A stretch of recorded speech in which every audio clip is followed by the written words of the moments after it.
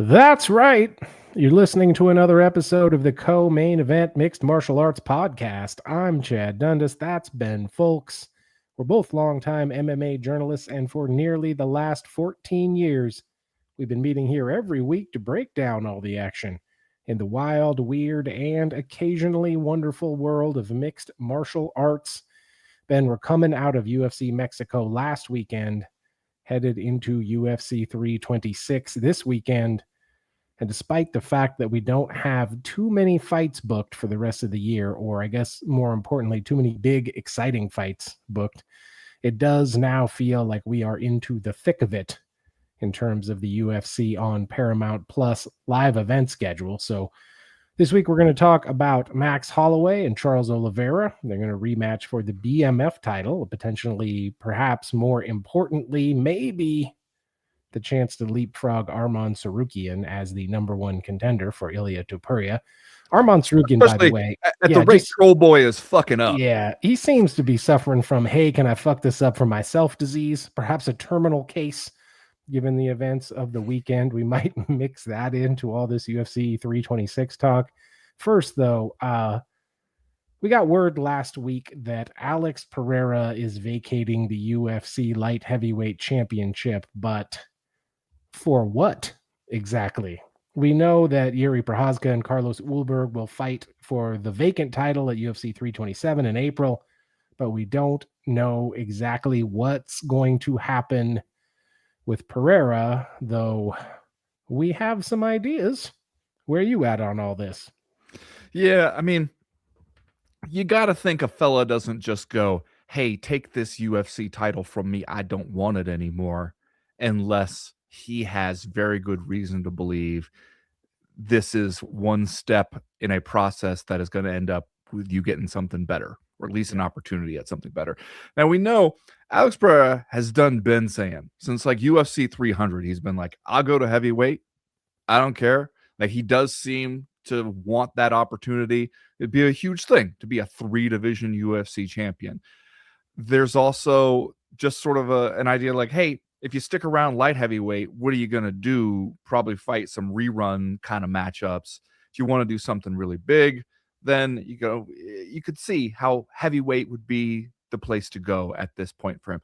The question really is, what are we doing? Are we going up to heavyweight to fight for some version of a heavyweight title? Because there's only 3 guys, right? Well, there's 2 guys, really. You're not fighting Big Tom Aspinall, because Big Tom Aspinall cannot fucking see right now. What if Blind Tom came out in a mask? Don't you do this. Don't you do this. Came out in a mask, tore it off just before the fight. Like the masked attacker in WWE. What if we did that? You're saying maybe Tom Aspinall's other senses have been heightened. Or wait, he's just going to listen for you in the cage. Didn't we do a thing with Jake the Snake Roberts and Rick Martel, where Jake the Snake Roberts had been blinded and by the cologne? Yeah, they were going to have a match at WrestleMania or something, and then midway through, Jake the Snake took the blindfold off. It turned out maybe he wasn't blind after all. We could do something like that. Yeah, except Tom really did have double eye surgery. He's out for a while. So you're saying it's Cyril Gane or Jon Jones or nothing else? That's pretty much it, right? Because it seems like right now what we're doing is this. The timing of this makes you think we're looking for Alex Pereira at the White House, fighting on the White House. Now, Alex Pereira versus Jon Jones would be the fight you'd think fits the bill for what we're trying to do over there with this White House event. They have overpromised so hard on this fucking thing. They really need to deliver. They need to come up with some huge ass fights for it. Alex Pereira versus Jon Jones would be the kind of fight that'll help you anchor that event. It's not enough on its own, but it goes a long way. But plus Jon Jones would get his special night. Jon Jones would get to have a special night. He'd get what he wants out of it. The UFC being the UFC, they wouldn't want to do that fight without putting some gold on it. They want to be able to call it some kind of a title fight. And so either you have those guys fight for an interim heavyweight title, or You just say, look, Tom's going to be out a while. We strip him of the title, and these guys fight for the vacant title. I could absolutely see the UFC doing either one of those things. You can just put it back. Just put it back on Jones. Just be like, pretend this never happened. He's had it the whole time. Close your eyes and pretend he's had it the whole time. He never lost it, so you do have that. You can lean on that when you have to, and it's a bad look for Jon Jones. Somebody asked me something where they were just like, what does this say about Jon Jones if he comes back? Like, he basically went into the retirement, turned down a bunch of money, didn't want to fight Big Tom, but will come out of it to fight a different heavyweight for basically the same prize and less money. And it'd be like, at this point, we shouldn't waste too much time thinking about what becomes of the public image campaign for one Jonathan Dwight Jones. It's fucked. It's already fucked. So that doesn't even matter anymore. You can go ahead and do whatever. If he's out here saying like, all right, these old arthritic hips, they can stand one more go round. I'm going to come back out and I'm going to fight Alex Pereira. I mean, the question then is, the UFC historically has not loved it when a guy is like, I will come back and do one last fight, but it'll be a title fight. Because if he wins, then what? He goes right back into retirement. You're back where you started. Do you think Alex Pereira is sitting around at home scrolling through his social media timeline and all of a sudden he's like, wait, what's this about Jon Jones's hip being covered with arthritis? And then he immediately texts his manager, just to be like, hey, I saw this video of Jon Jones getting juked out of his shoes by Dwight Howard. I think maybe it's time for us to head up to heavyweight. Yeah, so basically you're looking at Alex Pereira versus Jon Jones or Alex Pereira versus Cyril Gane. Cyril Gane would be the disappointing plan B option here. Isn't Cyril Gane always the disappointing plan B option? For the last few years, sadly, he has been. Kind of through no fault of his own. A better matchup, right, for Alex Pereira? If you're Alex Pereira, like everything else being equal, which is a laugh because it's not. But wouldn't you rather fight Cyril Gane? Just, strikey guy against strikey guy instead of Jon Jones, who's going to go out there and try to arthritic hip toss you onto the mat and get on top of you and throw elbows on your nose? Better stylistic matchup for him, certainly. Jon Jones, if he can still do some of that Jon Jones shit, that's trouble for a guy like Alex Pereira. But I mean, there's also the question though of like, is the money the same for both fights? Because the respect is not the same for both fights. If you go out there and you fight Jon Jones, arguably the greatest MMA fighter to ever do it, and you can fight him at the White House, millions of people are going to be watching, that could be a huge win for you. You go out there and you fight Cyril Gane, the UFC is going to have to spend a lot of the lead up to that fight just telling the noobs who Cyril Gane is. It's not going to be quite the same. Also, this came into my mind when I heard Alex Pereira had been willing to vacate the title, is that maybe that's an easier sell when the title doesn't mean pay-per-view points anymore. You just go, look, all right, you guys want this belt back? You can give me something better? It's going to pay me more money? Sure, I'll go ahead and do that. Now, Jon Jones has come out and said, I'm in negotiations with the U.S. Something about Jon Jones even saying, I'm in negotiations. I'm like, there's a PTSD part of me that goes, don't tell me you're negotiating your way out of this again. Don't tell me that when you say I'm in negotiations with the UFC, what you're actually saying is I am actively fucking this up. I am on my way to fucking up an opportunity to make a whole bunch of money for one fight. Because you're probably not getting that 25, 30 mil, whatever it was, that the Saudis were going to kick in to have you fight Tom Aspinall. You're probably going to end up taking this fight. They know you want it. You've been begging for that White House thing. They got you in a worse negotiating position for you, and they're probably going to take advantage of that. And I could see Jon Jones as being like, messing around on it too long, too far, and they end up being like, you think we won't bring Cyril Gane in here in a heartbeat? We got him on the other line. He's on hold right now. One click of the button, we're going over there and saying, "If fight is yours, Cyril." I mean, not only that, but like I hear Jon Jones is in negotiations, and I think freeze him in carbonite like Han Solo until fight night, right? Or else he's gonna turn over the Albuquerque Weekly and see that it's amateur night. down at his favorite strip club. He's going to call up his amateur ketamine night? dealer. And the next thing you know, we do have Cyril Gane on hold because he's got to be a late replacement here.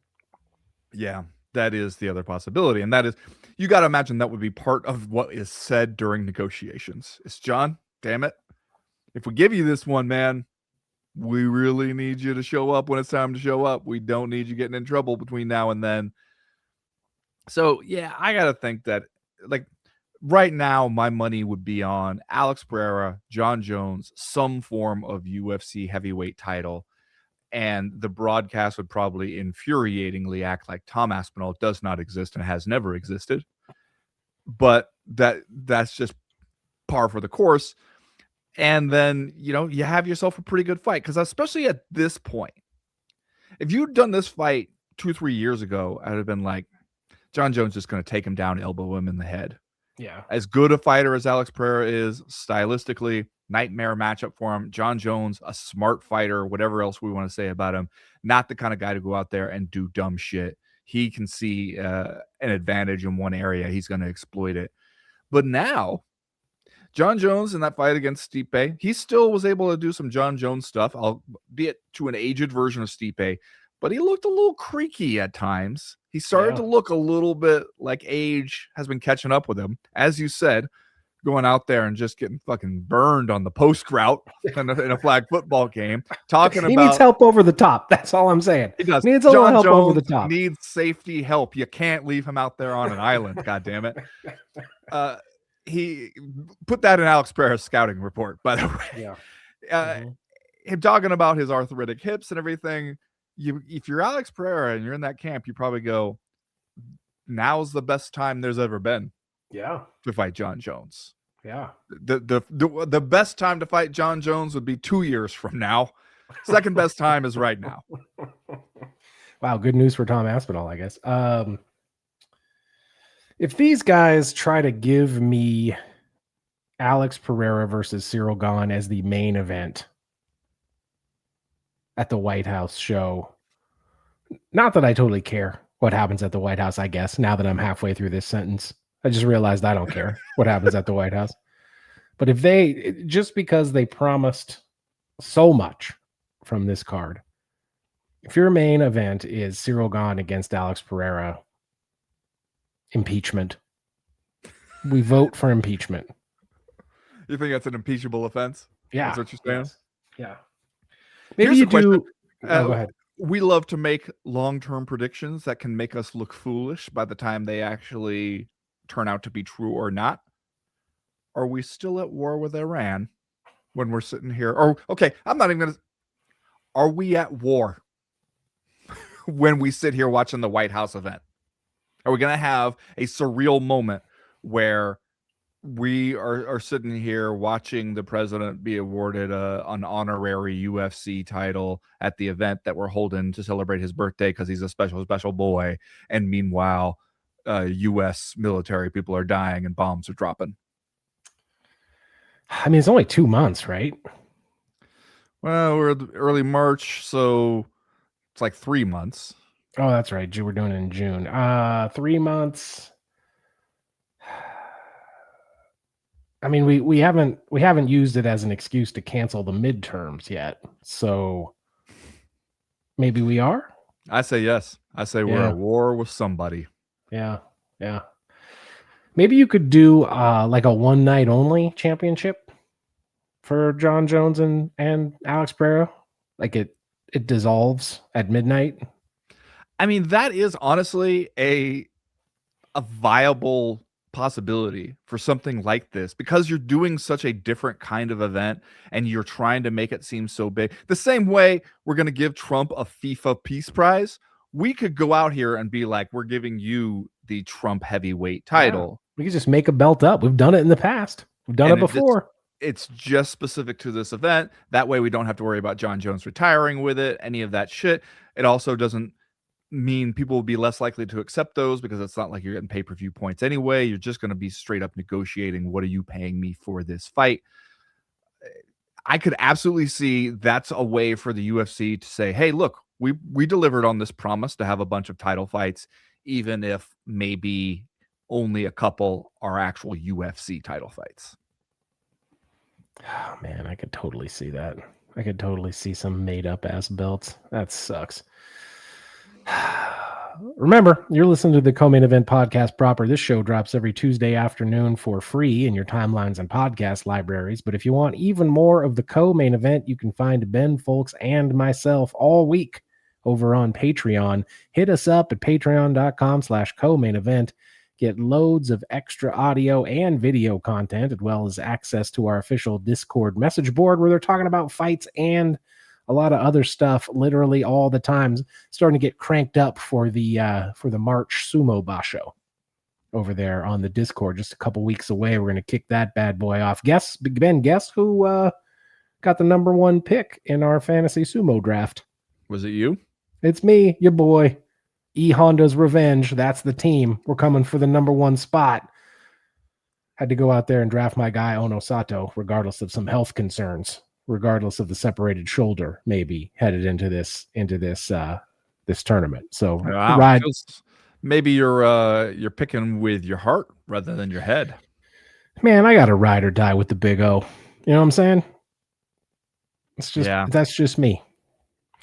Another way you could support the show is by going to comainevent.com and checking out our merchandise shop. We got t-shirts, we got hats, we got hoodies, we got lots more. Stop by and pick up our best-selling Daddest Man on the Planet coffee mug while we can keep them in stock.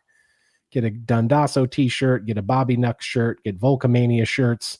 We got it all. Just go to the website comainevent.com and click the link at the top of the page that says shop.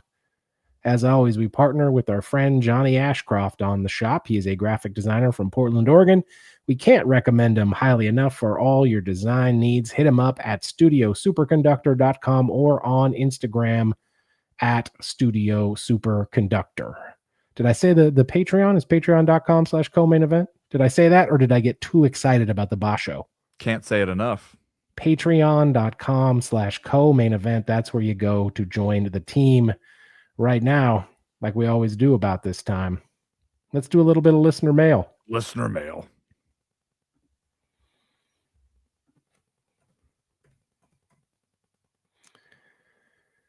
First piece of listener mail this week comes to us from our guy Big Unk, who is frankly becoming a habitual emailer of the podcast. He writes, "Sure, these fights were way more entertaining than in past weeks, despite the complete lack of star power, and probably because of the incredible mismatches. Still, all I could think the whole time I was watching was, do you care though? I still haven't landed on a definitive answer. Lonnie, how do you get Lonnie out of this name? Do we have a take from Pizzi on this? Have you talked to him about this name? No, Lonnie? No, I'm not. I don't know how that's Lonnie. They can do anything with a name. You know? L-O-N-E I've seen them do '-ER does not spell Lonnie. I've seen them do shit with the pronunciation of a name you wouldn't believe. They'll just squeeze an SH sound out of anything. They can. It doesn't even, neither of those letters might appear in the word at all, and they'll manage to do it. So I don't doubt it. Lonnie's fun. It's fun to say. It is, but it's also just like it's just a regular name, Lonnie. Lonnie sounds like a guy who'd play guitar in a Guns N' Roses tribute band who plays at the 10-pin bowling alley every Friday, second Friday of the month. That's Lonnie. I mean, I like everything about the sentence you just said. And that's a cool Lonnie. Anyway, back to Big Unk. He says, Kavanaugh, though, that boy good. The beating he put on the assassin baby the first few rounds was damn impressive. Also, he pretty, no question, but love you both. This was, I have to say, an impressive performance from Lonnie Kavanaugh, especially considering that he was like a 2-1 underdog, right? Just like upset win over Brandon Moreno that we didn't see coming. I know that much. Yeah, I mean, I put a lot of eggs in the Brandon Moreno basket over there in the betting segment, so I definitely didn't see it coming. I also thought, a fight against Brandon Moreno in Mexico City, brother, you better bring your lungs with you for something like that. Brandon Moreno, we always know, can go 5 hard rounds. He can wear you out. And in Mexico City, we've seen even people who show up in pretty good shape, if they're not ready for it, feel the effects of the elevation and maybe even just the air pollution. And so I was thinking, all right, this could be the kind of fight where Brandon Moreno takes it over as you get into the later rounds. And he kind of just didn't get a chance. He didn't start out of the blocks fast enough to even get a chance to do that. And so that is a super impressive win. You really went in there into enemy territory and you got one. And there's a weird part of me that's like, as much as I love Brandon Moreno, love having the guy around, he's a fun guy to watch. We've had him at or near the top for so long that when you see somebody else use him and kind of leapfrog themselves up the rankings, doesn't a part of you kind of go like, all right, some fresh blood. This is exciting. Yeah, it is exciting. Lonnie Kavanaugh 4-1 now in the UFC. I guess if you count his knockout win at the Dana White Contender Series back in 2024, he was coming off a knockout loss to Charles Johnson immediately before this fight. That was back in August of 2025. But you move yourself to 10-1 as a pro, and on the top of the record, you see a win over Brandon Moreno. Not too shabby. Not too shabby for that guy. And just whipping them head kicks. That's what I kind of liked. Those head kicks were a thing of beauty, really kind of beat him up in the early rounds. So, yeah, impressive performance. Excited to see what's next for a guy whose name I had no idea how to pronounce last Friday. Still think it's weird. Next question this week comes to us from Balls Deep. Our guy writes, Chito Vera is so frustrating. Dude has an iron chin, great cardio, and good power, but does absolutely nothing until the third round. Then, knowing that he needs a finish to win, still plays it safe and doesn't push the cardio or pressure. Of course, he means Marlon Vera's loss to David Martinez, decision loss, 29-28 across the board in the co-main event of the UFC Mexico card over the weekend. I mean, Vera was a significant underdog here, right? If I remember correctly. Yeah, about 2-1 or so, yeah. Yeah.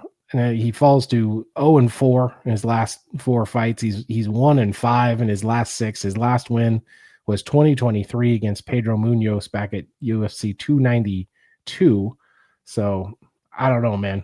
Seems like diminishing returns with Chito Vera right now. Here's what I wonder with some guys like this, because we've seen a few fighters like this over the years where you go, damn it, man, do you not know there's only 3 of these rounds? Do you not know that you're running out of time? And I wonder, would open scoring help these kinds of fighters specifically? If they knew, if they had somebody get on the mic after round 1 and announce to the arena, you just lost that round, bro. Because is it a question of them genuinely not realizing you're letting these rounds slip away and then they get surprised by the end or when they find themselves thinking I'm down? Or do they realize it as it's happening and they just kind of can't put their foot down on the gas for one reason or another until they're almost out of time? It's probably that last part, right? It's probably the latter thing because, sometimes the psychology is sometimes the hardest thing to train, especially in a sport like this. I do kind of like the idea of open scoring, but for Chito only. Yeah, he's the only one who knows. We just always tell him he's losing. Yeah, Chito, you're losing. It's getting away from you, man. Go out there and do something. I was thinking about it because I was revisiting our fighter polls that we did for The Athletic when I was looking at something about I was looking for the exact percentage of fighters who said that pay was the biggest issue in the sport. It was 70.5%, by the way. And we also asked, are you in favor of open scoring? And it was very much it was around 70 or 80% in favor of that too. And it feels like that's one we just kind of let go of. Like every once in a while, people talk about the open scoring idea, but is it just that we are like, man, we were poking each other in the fucking eyes and all kinds we got other shit to worry about. We completely dropped that one somehow. Well, it's like there's the boogeyman always comes out and it's like, oh, open scoring, someone gets ahead and then they just coast for the rest of the fight. But I feel like that is more of a boxing stereotype almost because, in MMA, let's say you get up 2 rounds. Well, shit, man, you still got Chito Vera over there.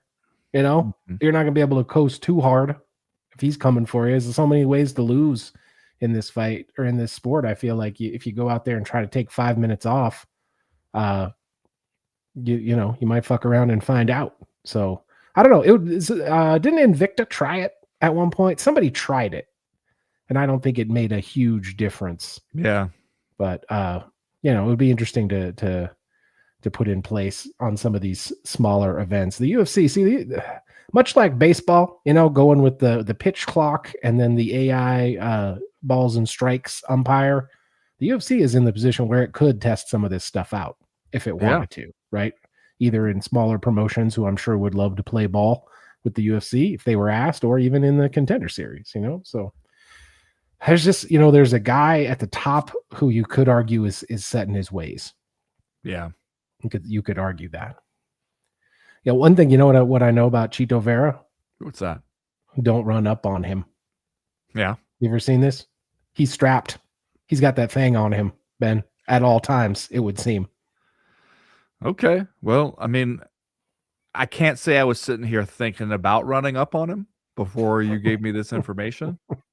It wasn't on my to-do list. Run up on Chito Vera. Yeah. He's got the heat. Got the heat on him. Next question this week comes to us from Curtis Bouchard, who writes, I recognize almost every name on the recently announced UFC 327 card, including the prelims. How about that? Pretty neat, I think. So, of course, he is referencing UFC 327 coming up in April. That's going to be at the Kaseya Center down there in Miami, Florida, granddaddy of them all. This is the one we were talking about earlier, Yuri Prochazka and Carlos Ulberg for the vacant light heavyweight title in the main event. Joshua Van against Tatsuro Taira for the flyweight title. Beneil Dariush, Manuel Torres, Mateusz Gamrot, Esteban Rabovich, Curtis Blades, and Josh Hokett. They're letting Josh Hokett fight Curtis Blades. Jesus Christ. Kevin Holland and Randy Brown, Patricio Pitbull and Aaron Pico. Bad. Do you think that they're showing up, seeing each other in the UFC and doing the Spider-Man pointing meme? Dominic Reyes, Johnny Walker, Osman. Dominic Reyes, Johnny Walker. Is this not, again, this is a pairing. If you told me those guys have fought 3 times already, I believe you. Is this really the first time Dominic Reyes and Johnny Walker have fought? It seems that way. Just scanning through the records. It does feel impossible.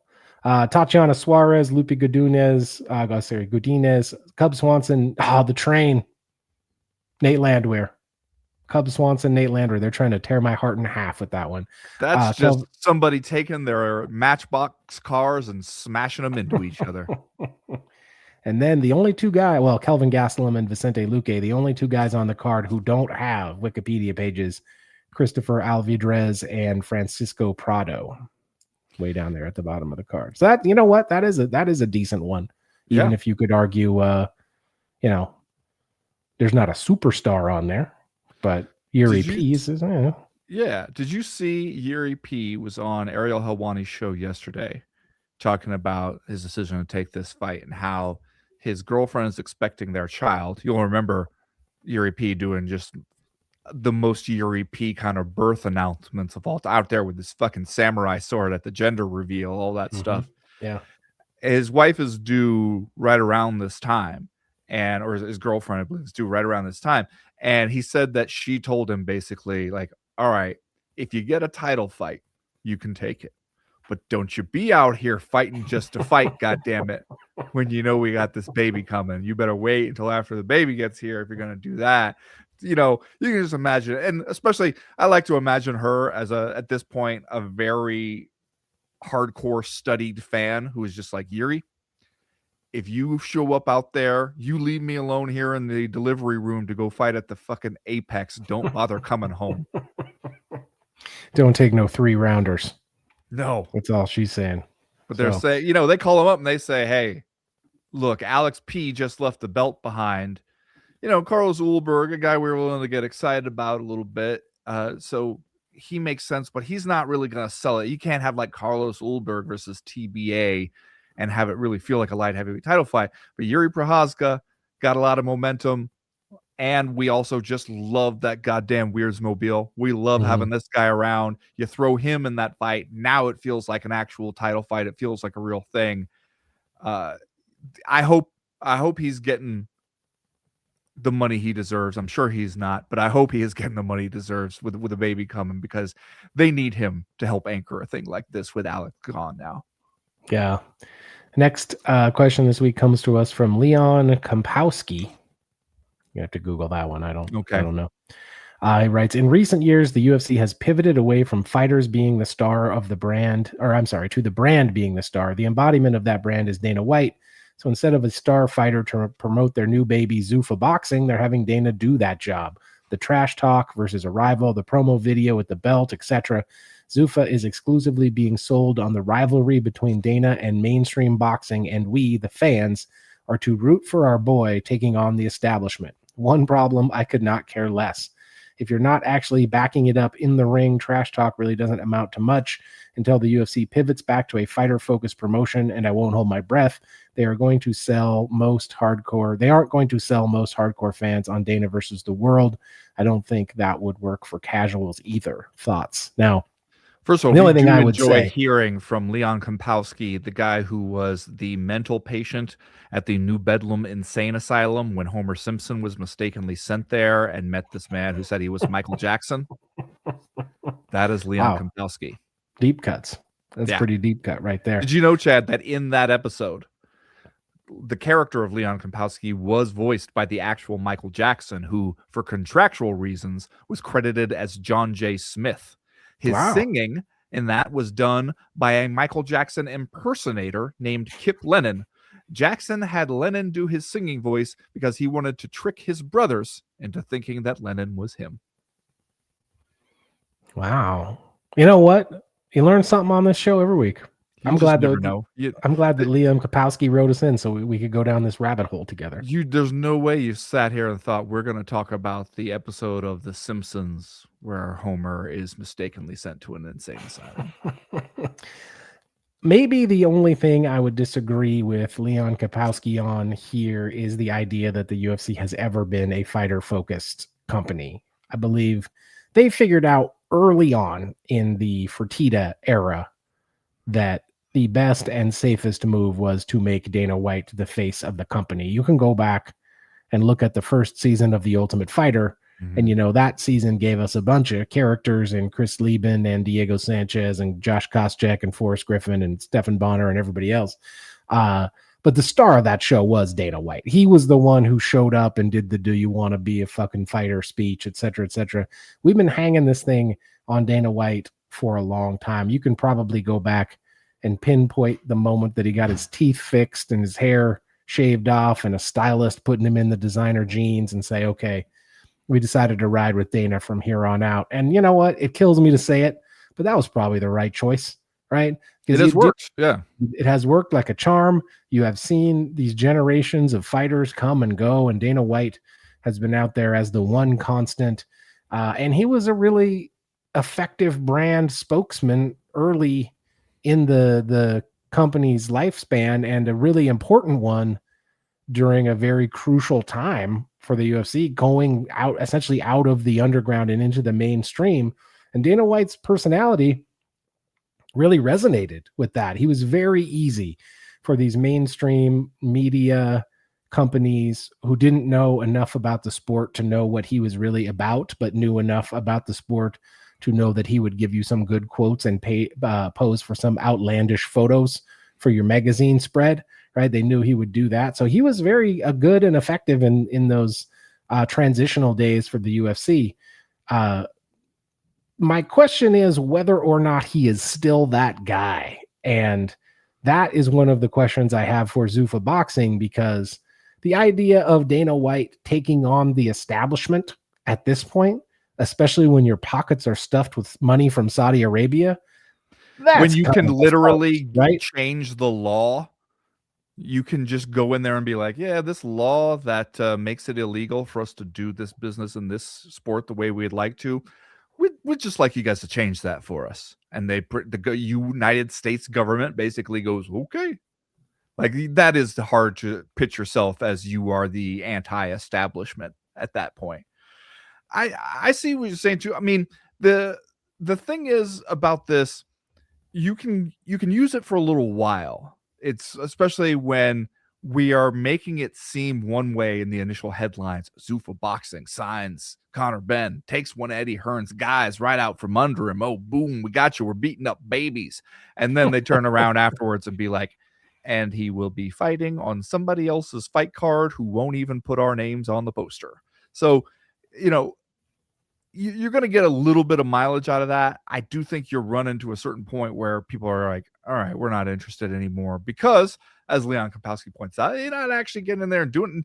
Nobody is buying a ticket to see Dana White. You don't do anything at the actual fights. Your job is to sell them beforehand. And honestly, at this point, the extent to which he's showing up, holding the belt, being in the promos, talking a bunch of shit to other people, like that is kind of his main job, especially as we're finding out in these various lawsuits where they're just like, no, Dana doesn't do this anymore. He doesn't do this. He doesn't negotiate this, all this stuff where either they're just trying to distance the boss from any of the trouble, or there's some truth to it where they're basically saying like, no, all these other people handle the actual workings of this organization. Dana White is sort of a lightning rod at the top, who is there as like, you know, brand management essentially. And he's the face of the brand. He doesn't actually do the work of running the brand. So, I mean, the question that he's making here, where he's just like, what are you trying to do with Zuffa Boxing? To me, still seems somewhat unclear, because it's like, are we just doing a weekly fight night quality show? Or is the goal to start there and build up until one day we're selling out huge arenas with the very best boxers against one another, making big time boxer money? It's still hard for me to believe that that's where they think they're going with Zuffa Boxing. Nothing about today's UFC makes me think, like, I still think Ronda Rousey was right when she said, the UFC right now is not in the business of making the best fights. They're in the business of making the most cost-effective fights. I would think they would only increase that approach. They would double down on that approach moving into boxing. I mean, Dana White's ego is always going to insist that stuff like the Conor Benn signing happens, right? Like, he's always going to insist on some kind of splashy, attention grabbing events, even if it's smoke and mirrors, right? Even if you're just pretending to have anything to do with this Conor Benn fight. But I mean, honestly, if they work the UFC model in Zuffa Boxing and they treat these guys like penny stocks, and some of them become relatively well known to whatever streaming audience tunes in for Zuffa Boxing, or hey man, even if they luck their way into 1 star, that's probably good enough for a profit. They probably don't even have to have 1 star. You have a bunch of interchangeable journeymen out there fighting each other is probably worth it just for the low overhead and whatever you're getting for the streaming money. You know what I mean? So especially if you got Turkey Al Sheikh backing you here and there, it seems like a no risk proposition for the UFC. But what exactly its future is, I don't know. Dana White's pet projects outside the UFC historically have not gone great. That's true. Aside from Power Slap, which is the most popular, fastest growing, greatest sport on the planet. Okay, I'm glad you brought that up, because I saw a clip from like CBS Sunday Morning where they were interviewing Dana White. They're doing a story about Dana White, and they were asking him about being caught on camera hitting his wife in a nightclub. Wow, somebody asked him about it? They asked him about it. And especially on CBS, which, as you know, has taken, they're inside the umbrella that the UFC is now also inside of. But it seemed like maybe they had kind of agreed, like, all right, we got to bring it up, give this guy an opportunity to say his stuff about it. And then they immediately pivoted after he does this thing, he says what he's going to say about it. And then they go, UFC fans haven't minded. They haven't cared. And they show a bunch of a long line of people trying to get into T-Mobile Arena to watch some fights. And you get a soundbite from one guy standing in line where he says, I just love seeing dudes get knocked out. It's like my favorite thing. And Chad, this hurt. That hurt me in my soul. Were you like, this is the thing I have dedicated my life to? Yeah. This is the thing I've dedicated my professional life to. Because we knew those people are part of the fan base. We knew that guy was out there. We knew that those people are probably more well represented at live UFC events than they are in, the online conversation that is happening kind of constantly around this sport. You don't like to think of it as like there are some people, the rest of us are here. We like the martial arts nature of it. We like the way different styles create completely different fights, the difficulty of trying to predict what's going to happen. We like the storylines, the human nature element of like just getting to know these people and then seeing what they go through and being inspired at times by what they're able to do. We like all that kind of stuff. And then there's another guy who's just like, I just want to see one dude knock out another dude. I don't care who the dudes are, and I don't care what happens to the guy after he's been knocked out. Woo! And it's like, I knew that guy was there. I knew he was there. And especially for him to be the voice of the fans in this CBS thing, it fucking hurt, man. And I went, oh, no wonder they thought the power slap shit would really, really work, because they knew that guy was out there too. And they go, all right, that guy just wants to see people get knocked out. Here's a way we can deliver it for them. And they're probably still surprised that the power slap has not taken off more than it has, because they're like, I don't get it. That guy loves to see dudes get knocked out. It's his favorite fucking thing. We're giving you that all the time when the crazy Hawaiian slaps dumpling or whatever. And when you're reminded of that, you're just like, all right, maybe it's a big tent and we're all here for our own different reasons. I was thinking about this. I was on the plane. Oh, you and the I just want to see two guys get knocked out guy are under the same tent. Yep. We all are, I guess. I'm there too. I was on a plane recently, and we were watching dumb movies on a plane. We were on a 10-hour flight from Helsinki to Dallas, and I watched The Last Duel, based on a true story, sort of like French medieval thing where one guy says this dude raped my wife, the other guy is basically trying to say it was consensual, but for the purposes of legalities is saying no, it never happened at all. And they settle it the old-fashioned way, which hadn't been done in a long time and then wasn't really done after that, where we're going to have you guys fucking get your shit on and fight it out. And as they're getting ready for this climactic scene that it's been building to, where these guys are actually going to fight it out and find out, especially we presented it as this is a trial by combat. God knows the truth. God alone knows the truth. And he will show us who is telling the truth he will not allow the liar to win this battle to the death. And we're going to find out. And the stakes are so high in part because it's a battle to the death, but also because the woman who made the rape claim in the first place, the guy's wife, Matt Damon's wife in the movie, if Matt Damon is killed, and that is God's judgment proving she was lying about this rape, they're going to kill her too. They're going to light her on fire right afterwards. So the stakes are tremendous. And I was sitting there with my anticipation of getting ready for them to watch them fight this duel. And I was like, what is so familiar about this feeling? Oh yeah, it's the same thing. It's like, that's what you love about fight sports is like, we've been building to this moment. We know the story behind each guy, why they're there. And the stakes seem so important. And then you're reminded that there are other people who are like, if you told me we're taking random dudes out of the jails and making them fight to the death tomorrow, I'm going to come back for that one too. I do not fucking care. I just want to see the blood on the ground. And I go like, all right.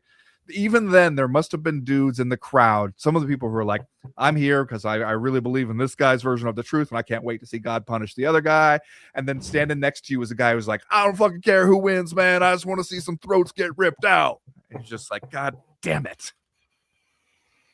The belief in medieval France that God is going to pick the winner, and then whatever happens, maybe someone else gets burned at the stake. When you consider that, a guy scoring a touchdown and then saying all is possible through Jesus Christ doesn't actually sound that bad anymore. That's not. I guess that's the modern version of it.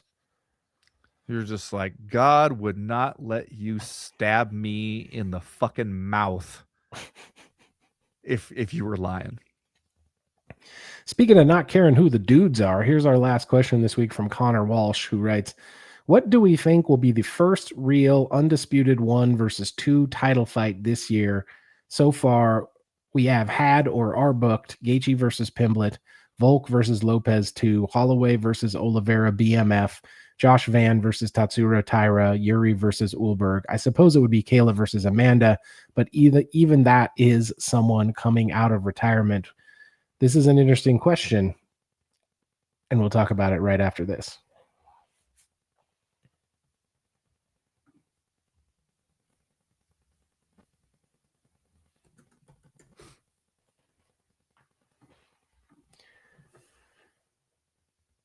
Man, the reason I said that is an interesting question is that I think if you look at the schedule, the most likely champion versus sort of number one contender fight would be Ilia Topuria against Arman Tsarukyan, if you discount the fact that Justin Gaethje is out here with the interim title. But Troll Boy's out here wilding out. He is. He is spending the weekend trying to fuck things up for himself once again. And the thing is, he's out here doing so much stuff on social media and everything that is actually kind of working. Like, he is making himself a known name. He is a guy who stays in the conversation even when he doesn't have a fight booked. That's so hard to do. Most fighters cannot manage that, and he has managed it. And that would have been what we said, a couple of years ago was the biggest obstacle to him getting a title shot in the UFC. It was just like, people, do they care about him? Do they remember him?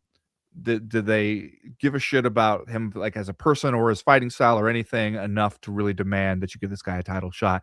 And the answer then would have been no. And now you're kind of winning that battle. But also, if it is really the UFC being like, we don't know if we can count on this guy because he pulled out with a back injury, he headbutted his opponent at the fucking weigh-ins, he almost ruins fights. You never know if you book him into a thing if he's going to be able to actually show up for one reason or another. And then you go out there and you do this, where you start a brawl at a wrestling event. At that point, it just looks like you're incapable of controlling yourself.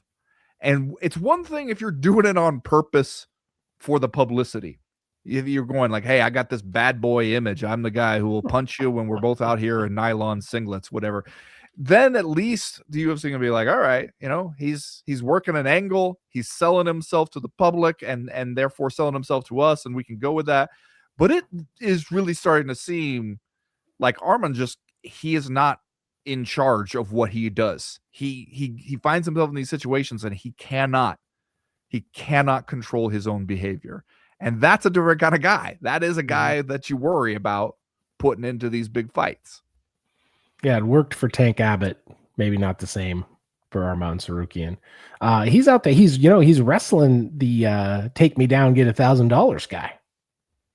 Oh, I didn't realize that's the same guy. Yeah, Giorgio Polis. That's how I know him. He is probably an accomplished wrestler in, above and beyond that, but I know him because my Instagram feed it knows what I'm about. It knows I just want to see one guy get knocked out and I don't care who the two dudes are. It knows that about me. So it's constantly serving me up things like take me down, get $1,000. Now on this list, where it depends what we're talking about. If we're talking about like number one versus number two in the actual rankings, because in that one, Amanda Nunes isn't even in the rankings because she's been inactive. So, but are we talking about we all consensus would say it's number one versus number two? I mean, this list here doesn't have anything that Kayla Harrison versus Amanda Nunes, if you can actually go ahead and rebook that one, that would be a legit number one versus number two. But otherwise, if you're looking at the rankings and trying to see what are the actual chances that you get something where we all go, that's the top guy, and then the other guy is the next top guy. Because right now, if you booked Ilia Topuria and Justin Gaethje, which does seem still, I think, like a likely fight to be made, maybe for that White House event, on the UFC's rankings, that's number one versus number two. Justin Gaethje is number one in the rankings right now. So I don't think we would agree that he is the second best lightweight in the world right now, just based on what we saw in that Paddy Pimblett fight. Like, honestly, the best chance you'd have is if you booked a Peter Yan Merab rematch. Right. That would do it. Or you have Alexander Volkanovski fight the winner of Movsar Evloev and Lerone Murphy. Right? Like, that's the kind of stuff I think that you could do. And you go like, all right, that does feel like we're doing number 1 versus number 2. But it just doesn't seem like that is a chief concern of the UFC at this point. No, they don't give a shit, man. Not at this point. They're so insulated. None of this stuff matters. All right, let's turn the page a bit here. Let's talk UFC 326 coming up this weekend. We are back at T-Mobile Arena in Las Vegas, headlined by a rematch between Charles Oliveira and Max Holloway. Charles Oliveira comes in off a win over Mateusz Gamrot. Max Holloway comes in off a win over Dustin Poirier at UFC 318. Cool fight, one that I think we're all looking forward to. One, I think, where the BMF tag is justified. One where, I don't think anybody's going to argue with the idea that whoever wins this fight is deserving of having the BMF title. And yeah, it's a good card, but it's another one where you're like, we're headlining events with the BMF title just because maybe we're holding out all the title fights for the White House card, or as you said, maybe we just don't care. Maybe this is good enough these days for the PLE era. I was thinking today as I was writing a column about it that the UFC got to thank God for Max Holloway, especially with this BMF stuff, because he manages to take a thing that is started as kind of a joke that we leaned into one time and then realized, oh, maybe there would be some usefulness. And he, just by showing up and kind of embodying it effortlessly, he makes it seem real. He makes that thing feel like a real thing. Like he's the guy. He's like, at this point, especially the more people try and fail to do the point at the middle of the cage thing, the more remarkable it is, because you see it over and over again. When you've seen people like Jailton Almeida and they like point and then do nothing. I saw a clip recently where a guy pointed and then just got knocked out. And the more people fuck it up, the more you really appreciate that. Like nobody should do it but Max Holloway. He is that is his thing. And so like he has brought with him a legitimacy to the BMF title that then rubs off on the title itself. And he's the kind of guy where it's like, yeah, you can put him into this sort of fight and be like, all right, we remember him knocking out Justin Gaethje at UFC 300. We remember all that kind of shit. You can throw him into this fight. It feels like a real thing. It feels like a headliner. And he's one of those guys where it seems like you are really going to miss him when he's gone. You don't realize the extent to which you're leaning on him as a promotion. Yeah. No, I think that's absolutely right. The other thing about this BMF title fight is even if you separate the belt out of everything else, it's number 3 against number 4 in the lightweight division. So rankings wise, it seems to make sense. We were just talking about the possibility of Ilia Topuria and Justin Gaethje. Maybe Arman Tsarukyan fights the winner. Charles Oliveira and Max Holloway could be the kind of what have you done for me lately fight if it plays out, if it lives up to the expectations, I guess. The winner of this fight will be very much in that conversation with those other 2 or 3 guys who could be next up for a lightweight title fight, depending on when Ilia Topuria is able to get back and what happens if he does indeed fight Justin Gaethje in the, to unify the titles. Every time Max Holloway fights, I like to go to his Wikipedia page, Chad, for 2 reasons. One is to surprise myself with how young he is. 34. Just turned 34 back in December. And you're just like, okay, I feel like I have known about Max Holloway in the UFC for 20 years now. How is it possible that he's only 34? He debuted in 2012, so he broke in pretty young. Not too far off. The other one is to see the picture that they selected for Max Holloway for Wikipedia, in which it seems like somebody woke him up when he was sleeping on their couch and said, Max, we got to take a picture for Wikipedia. And he's not even fully awake yet. And you snap this pic. And you're just like, Max Holloway has been in the public eye for so long at this point. He's had thousands and thousands of pictures of him taken. I know we have like rights issues questions when it comes to putting a picture up on Wikipedia, but somewhere out there, somebody has a better picture on their phone of Max Holloway. And it's been this picture for so long. Are you looking at it right now? Yeah, I mean, if you judge this alongside Wikipedia pictures, it's actually not that bad. Like, there's some bad ones out there, man. There's some bad ones. Could we have done better with Max Holloway? Sure, yeah, but there's some bad Wikipedia photos out there. Everything about it seems like he is in the waiting room to get his oil changed at Jiffy Lube, and is he's sitting there. You can see it like a vacant stare in his eyes, where he's going, I hear some people replace their own oil. I've never done it. I bet there's a YouTube video out there. I could probably save myself a little money. Maybe it'd be nice to learn that as a skill. But also, damn, it seems messy. I don't even know how you get rid of the oil once you change out the other oil. I'm pretty sure you can't just pour it down the drain. I don't know. I'll just keep coming to this fucking Jiffy Lube. I don't know. Speaking of guys who have been in the UFC a long time, Charles Oliveira has been in the UFC since 2010. So 2 years more than Max Holloway, actually. And he is 36. So, And you know what? Honestly, both of them to some extent, but especially Charles Oliveira, a good reminder of how we are way too quick at times to be like, all right, we got the book on this guy. yeah. We know what he's going to be, what he's not going to be. Because it's like that. Remember that first time they fought where he had that weird neck injury and just sort of like tapped out in the middle of it. And everybody was kind of going like, oh, all right. Charles Oliveira seemed like he might be fun for a little while. Didn't seem like he's really going to become much. And then, just needed some time to mature and to come into his own and figure out his own style. And then he reels off a whole bunch of fucking wins at once and everybody loves him. You know how you see like a commercial for a law firm and they're like 120 years of combined experience or something like that? We should do that here. Just be like, 35 years of combined experience or whatever it is. So looking forward to that one.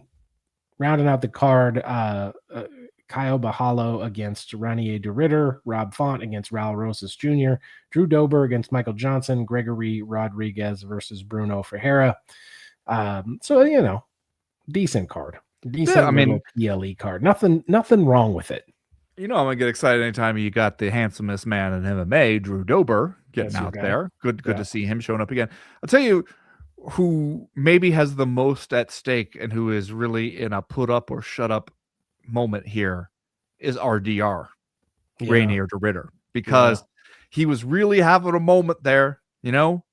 He was having a great 2025, won 3 straight, beat Bobby Knuckles, beat Bo Nickel in a real turning point moment for him in as far as his UFC career has gone. Then he came in there and looked pretty bad, getting stopped by Brendan Allen, and afterwards was just saying like, hey, I fucked up. I took too many fights. I pushed my body too hard and I just finally hit a wall. And so, we haven't seen him since that fight in October. You take that time off, you come back in March, you get this fight against a legit contender in the division. People are going to be looking at you and being like, all right, are you rested up now? You ready to go? Let's see what you got now. Because if you come out and you lose this one, and I think he's the not insignificant underdog in this one, people are going to be like, yeah, you wasn't just tired, man. All right, take a look at the Raul Rosas Wikipedia picture and tell me what you think as compared to Max Holloway.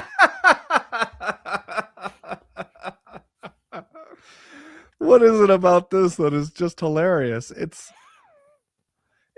the combination of the glasses and his already just existing nose. Yeah. He looks like he is dressing up as Humpty Hump for Halloween. That's what it looks like. He, kind of, I don't know if you'd call it a test against Rob Font here, but like maybe, well, let's just not say maybe. Obviously, the UFC trying to do the thing where you put the old dog in there against the young gun. Raul Rosas Jr. has put 4 wins together since his loss. Rob Font has only won 3 fights since 2021. He is 3-5 in his last 8. So, a test for Raul Rosas Jr., but also one where you think like, okay, we can get a young guy over on an older fella here. Yeah, you look at this one, you think the UFC has in mind who they think is going to win and what business they want to be in. All right. Anything else you want to say here about UFC 326 before we get out of here? Cody Garbs on the undercard. That's it. All right. That's all I got. Also, okay, wait a minute. Oh no, it was he getting one more thing. Cody Durden is fighting a man, and I would just like to hear you say this person's name. Nope.